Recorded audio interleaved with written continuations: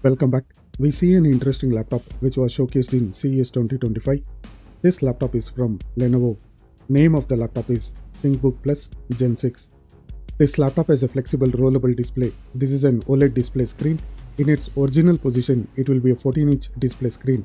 There is a key or raising the hand will activate the motor and the screen will be rolled up.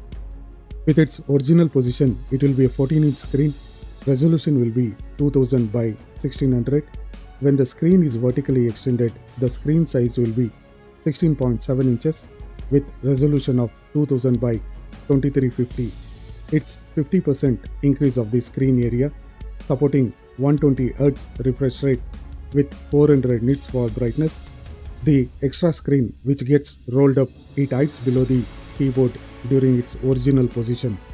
CPU for this laptop model ThinkBook Plus Gen 6 will be Intel Core Ultra Series 2 CPU, 1TB SSD drive and 32GB of DDR5X dual channel memory. With Intel Ultra Core, we also get Intel Arc graphics and Intel AI Boost.